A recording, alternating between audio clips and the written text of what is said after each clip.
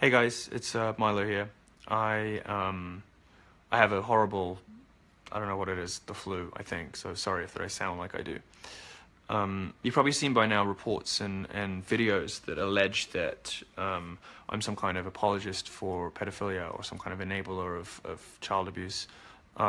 Nothing could be further from the truth. And I find those crimes to be absolutely disgusting. I find those people to be disgusting.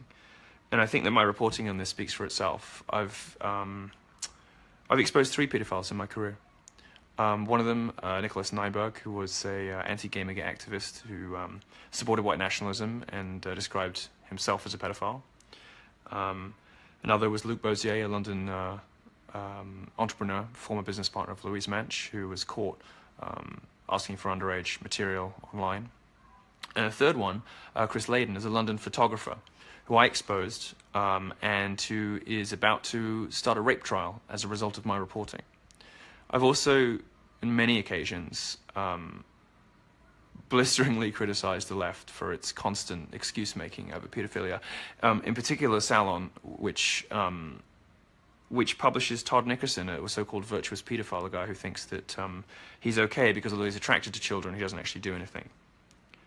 I think my record speaks for itself, and the portions that were edited out of the videos that you've seen show, for instance, me saying that I agree with the current age of consent, that I support, I support the current age of consent, that it's, quote, about right, end quote. I think that people can put 2 and 2 together and work out why this video is coming out now. This stuff that's been on the internet for a really long time. I think people can understand, you know, obviously there's frustration from some bits of the Republican establishment, but I don't want to blame anyone because I said the things that you've seen, and some of them were very stupidly worded. Some of the wording that I used was dumb. And if I could go back, in most cases, you guys know, if I say something outrageous or offensive, in most cases my only regret is I didn't piss off more people.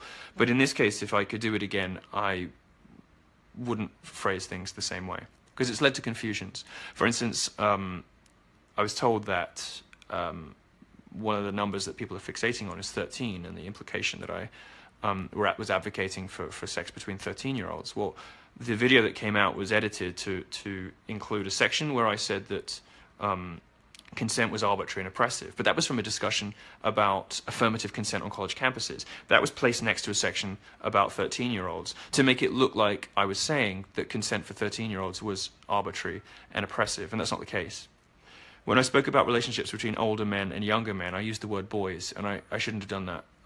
Gay people do say like boy and girl to mean people of you know, consenting adults very often. Sometimes it's like it's usually like the passive partner gets to, you know, is the boy. But I understand that straight people wouldn't necessarily know that, and so you know, that I wouldn't do again. All I would reiterate is you know, you guys know that I can make edgy jokes. You guys know that I can sometimes push the boundaries of acceptable humor.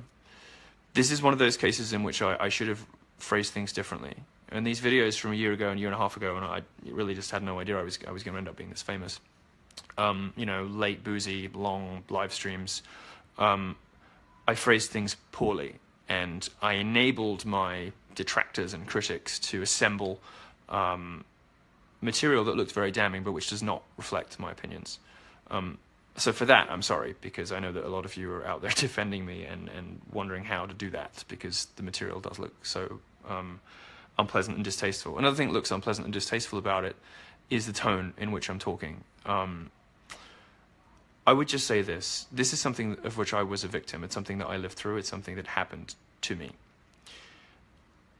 It didn't ruin my life. And the reason it didn't ruin my life is I had laughter and I had humor, and I was able to turn it into a joke, and I was able to brush it off and make jokes, make what are obviously jokes, you know, like getting head from a priest kind of jokes.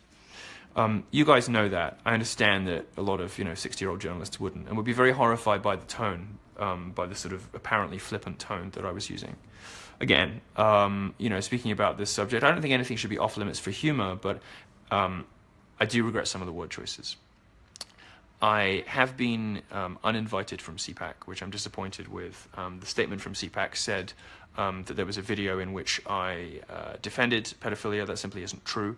I didn't. It was not my intention. It wasn't what the words that I used meant.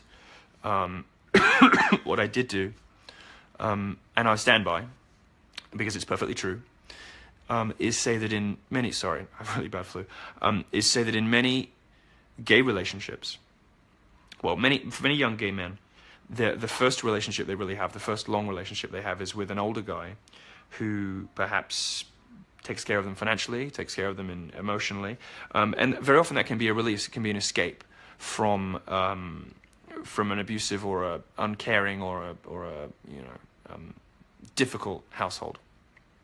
And if they're having problems at home with their mum and dad, very often kids of 17 will have relationships, for instance, with people of 29 years old. And that's what happened to me, and that's exactly the ages. I was 17 and he was 29. And it was a relationship that ended up lasting a decade.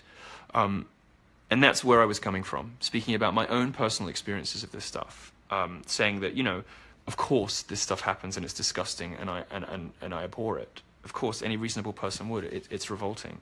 And I can only say again, I find nothing but disgust, as my reporting record shows, for people who support and stick up for and make excuses for pedophiles. That is not what I intended to do in these conversations. And speaking from my own personal experience, all I was seeking to convey was that I had a relationship, I had an experience as a 17-year-old with a 29-year-old guy that turned into a 10-year relationship. I mean, my first real proper boyfriend was the guy I ended up being with for 10 years.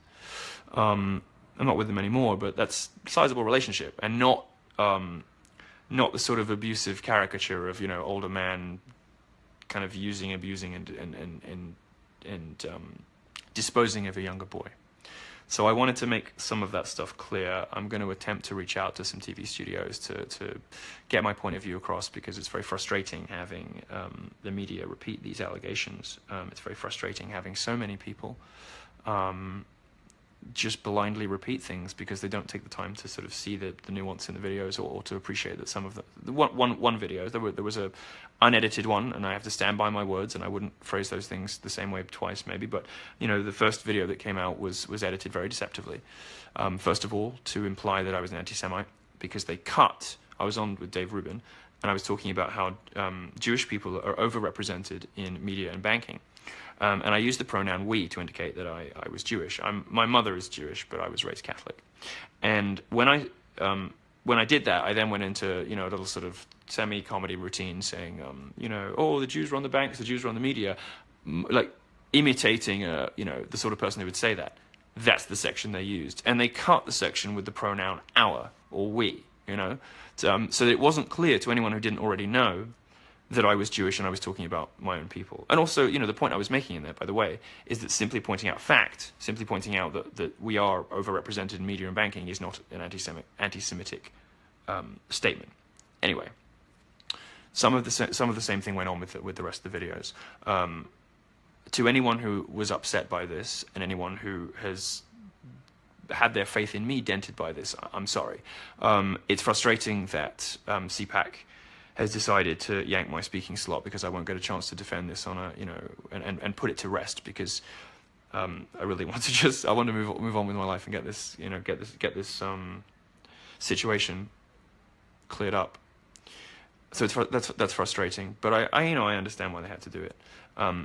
I do have some appearances that are going to be coming up over the next couple of days on TV, and one live one where I hope to be able to explain more fully, for those who want more granular detail, exactly what I meant by various remarks, and to make completely clear to those people who have pre-ordered my book, who are looking forward to reading Dangerous, which is going to be one of the big books of the decade, to people who enjoy my journalism, people who come to my college shows, to people who are people who are just Facebook Milo fans, that I in no way at any time condoned or intended to condone, it's not my meaning at all, child abuse, child sex abuse. And indeed, as a reminder, my entire journalistic career has been evidence of the opposite. I have outed 3 pedophiles myself in my own reporting, which is 3 more than most of my critics. And by the way, I was one of the first people to talk about Jimmy Savile. Jimmy Savile was a British entertainer, worked for the BBC. Everyone in media sort of knew that there was something not quite right about him. And when he died, I was maybe the first British journalist to ask whether some of the scandals were going to come out now, whether people were going to start being honest about what Jimmy Savile was up to. I was one of the first. So take that into account, I've done 4 really substantial, significant, gestures in my reporting career. And I hope that, with all of the expense and legal time and reporting time that it takes to report, for instance, on, the Gamergate feminist who turned out to be someone who had identified himself as a white nationalist and himself as a pedophile. The amount of time it takes to report and all that stuff, to check your facts, to get it through legal, the amount of resources I had to call on from my bosses. This is real stuff. It takes time, it takes effort, and that is a pretty strange way to proceed if you are somebody who turns a blind eye to pedophilia. So thanks for listening, and I hope that's cleared it up for you. I'll be back soon. All right, thanks guys.